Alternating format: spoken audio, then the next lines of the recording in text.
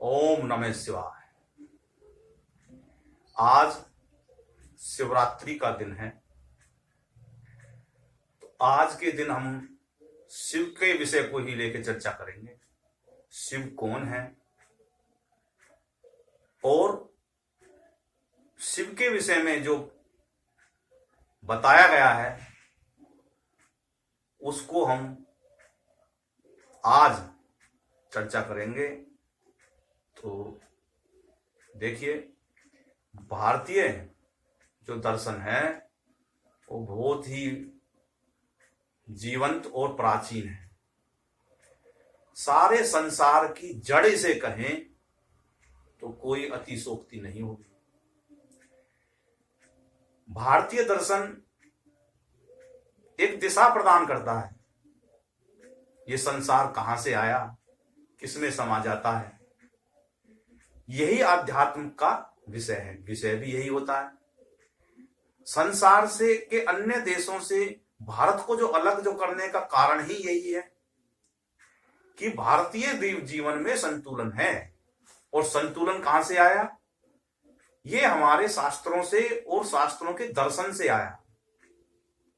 इसी वजह से ही भारत इतने आक्रमण होने के बावजूद भी खंड खंड नहीं हुआ, क्योंकि भारतीय संस्कृति और दर्शन जो है उसको वो जोड़ती है। आज बहुत से विधर्मी भारतीय संस्कृति को तोड़ने की कोशिश करते हैं और उसकी जड़ में, जो भारतीय मूल की जड़ क्या है, वेद और उपनिषद, उनको बदनाम करने और उसको नष्ट भ्रष्ट और काल्पनिक कपोल कल्पना बताते हुए उनमें के जो देवता हैं या देव हैं उनको कपोल कल्पना बताते हुए इस विषय को झुठलाते हैं और धूमिल करने की कोशिश करते हैं। उनका स्वार्थ अपनी जगह पे है, लेकिन भारतीय परंपराएं और विश्वास इतना गहरा है कि उनके बार बार इस कुचित प्रयास करने पर भी वह आज तक अडिग है और डिगा नहीं है। इसी वजह से ही भारत में एकता समाहित है। कुछ चंद लोग इसको आज भी धूमिल करने में लगे हुए हैं, जिसमें राजनीति भी हावी है। खैर, मैं इस विषय पर नहीं जाता, क्योंकि यह विषय इतना लंबा है कि मैं बोलने को बैठ जाऊं तो मैं सालों बोलता रहूं तो भी यह विषय खत्म नहीं होगा, क्योंकि राजनीति का कोई अंत नहीं है।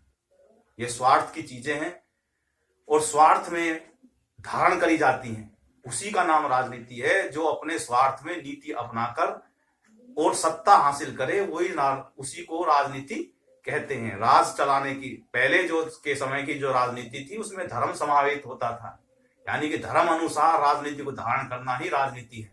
लेकिन आज के समय ये मरता जा रहा है और असत्य को धारण करके झूठ बोल के इसको आगे ले जाते हैं। खैर, इस विषय पे हम नहीं जाते।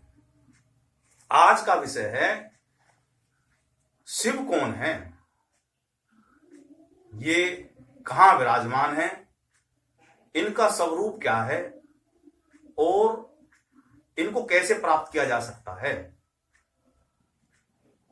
ये बहुत ही दिखने में विकट विषय लगता है, लेकिन है बहुत सरल। सारा कुछ समझने का खेल है। मैं पहले भी बता चुका हूं कि भारतीय जो है ये इस संसार की मूल ईश्वर है और ईश्वर ने ही इसकी रचना करी है। कोई इसको ऊर्जा का रूप देता है। और एक और बात बताता हूं, जो ईश्वर है, आज तक इस संसार में ऐसा कोई माई का लाल पैदा नहीं हुआ जिसने उसे देखा हो। केवल ये अनुभव और महसूस होता है कि भाई ये एक अलग विषय है। लेकिन जो ये कहते हैं कि हमने ईश्वर को प्राप्त कर लिया, वो एक जो है अपनी एक अलग ही बड़ाई मारने वाली बातें हैं कि हमने ईश्वर को देखा है। ईश्वर और अवतार ये दो अलग विषय हैं। अवतार इस पृथ्वी पे बहुत हैं, देवताओं की संज्ञा जो दी गई है वो भी बहुतों की है जो किसी को प्रदान करें, लेकिन ईश्वर आज तक इस संसार में कभी भी साक्षात प्रकट नहीं हुआ कि जो ये कहे कि मैं ईश्वर हूं। नहीं, ये झूठ बातें हैं, क्योंकि ऊर्जा जहां भी विराजमान होती है, ऊर्जा का कोई आकार नहीं होता। वह शक्ति प्रदान करती है, गति प्रदान करती है और अपने रूप को परिवर्तित करती रहती है। उसी को ही इस संसार में ईश्वर का नाम दिया गया है। चाहे कोई भी धर्म हो, तो आजकल धर्म संप्रदायों को कहते हैं, इसलिए मैं कह रहा हूं कि जो ईश्वर है वो सत्य है, सनातन है और आगे भी रहेगा। अब विषय आता है आगे। ईश्वर ने ही इस संसार की सृष्टि करी। सृष्टि करने के लिए दो विषय होते हैं, एक होता है परा, एक होता है अपरा। अपरा में पंच तत्व आते हैं। पंच तत्वों को मैं पहले भी बता चुका हूं कि उसमें पृथ्वी होती है, अग्नि होती है, जल होता है, आकाश होता है। इस प्रकार ये पंच तत्व होते हैं। पंच तत्वों से और वायु, इस प्रकार से ये पंच तत्व बनते हैं। यानी कि इन्हीं तत्वों के मेल से ये सारा संसार हमें दिखाई देता है। जब पृथ्वी तत्व और जल तत्व मिलकर अग्नि तत्वों के साथ मिलते हैं तो इस ठोस वस्तु का निर्माण हो जाता है। उसमें वायु जुड़ जाती है तो वो गति प्रदान करती है। इस प्रकार से जो है आकाश जुड़ जाता है तो उसको विस्तार देता है। इस प्रकार से ये संसार का रचना होती है, लेकिन इसकी रचना का मूल वही ईश्वर है जो परा के माध्यम से, परा वो विषय है जो दिखाई नहीं देता, जो अपरा के अंदर प्रवेश करके उसको गति और आकार बनाकर समाज के जनता के सामने धारण करता है। उसी को तो आगे तीन विषय और आते हैं, सत्व, रज और तम। जो सत्व होता है उसे ज्ञान कहते हैं, और रज जो होता है जिसे रजोगुण भी कहते हैं उसका मतलब होता है वृद्धि, और तमोगुण का मतलब होता है मोह और विनाश।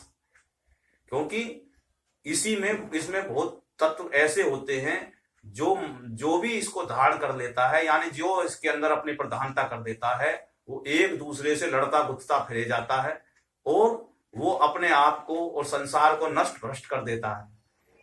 अब इनके विषयों के देव भारतीय दर्शन में देवता जोड़े गए। जो सत्व गुण है उसके देवता विष्णु कहलाते हैं, और रजोगुण के देवता ब्रह्मा कहलाते हैं, और तमोगुण के जो देवता होते हैं उनको शंकर और रुद्र का नाम दिया गया है। इसलिए ये त्रिदेव कहलाते हैं। ब्रह्मा, विष्णु और महेश के नाम से इनको जानते हैं। जो शिव है वो जो विषय है वो इन तीनों से अलग है, यानी कि इन त्रिगुणों से जो अलग विषय है, जो निर्विकार है, जिसमें यानी कि मैंने ये तीनों चीजें बताई, इनमें अपनी अपनी एक चीज है। एक को ज्ञान की भूख है, एक को वृद्धि की ललक है, और एक को मोह है, अज्ञानता उसमें आ जाती है, अहंकार आ जाता है। तो इन तीनों से जो इतर है, जो निर्मोह है, यानी कि इन तीनों गुणों से ऊपर जो उठ जाता है, उसी को शिव कहते हैं। उसी तत्व का नाम शिव है, यानी कि कल्याण, निर्विकार, निर्विशेष और पूर्ण सत्य। हमारे अंदर भी इसी को शिव कहते हैं और हमारे अंदर भी ये विराजमान है, क्योंकि हमारे शरीर में ये तीनों गुण विराजमान हैं और ये तीनों गुणों के कारण ही ये आत्मा हमारे शरीर से समाहित हुई है। अगर इन तीनों गुणों को हमारे शरीर से निकाल दें तो मनुष्य एक मिनट भी स्थिर नहीं रह सकता, वह समाधि में चला जाएगा। और उसी को ही संतुष्टि का नाम दिया गया है। जब वो संतुष्ट हो जाएगा तो इस शरीर का कोई मतलब नहीं रह जाता, क्योंकि ये शरीर जो है किसी चीज के खोज या प्राप्ति करने के लिए ही है। जब उसको उसको अपना लक्ष्य मिल जाता है तो उसको निर्वाण कहते हैं, और कहते हैं कि केवल्य की प्राप्ति हो गई और आत्मा को परमात्मा से मिला लिया। इसी को ही मोक्ष कहते हैं। अर्थात शिवत्व ही मोक्ष है, शिव ही मोक्ष है, शिव ही सभी आत्माओं का सार है। ये सभी ऊर्जाएं उसी में ही समा जाती हैं, उसी को ही शिव कहते हैं। इस प्रकार से मैंने शिव तत्व का वर्णन किया है।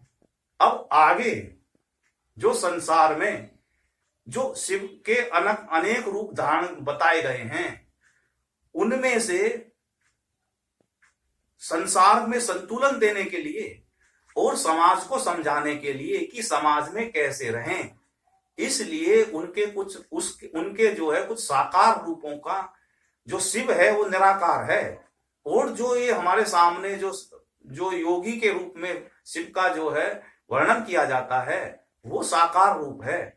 और उसको जो है संसार में के सामने रखा जाता है कि किस प्रकार कम से कम संसाधनों में संन्यास और गृहस्थ को एकाकार किया जा सकता है, यानी कि सन्यासी भी और गृहस्थी भी, और कम संसाधनों में। आपने कभी देखा है कि शिव ने कोई मकान बनाया है, शंकर ने कोई मकान बनाया है?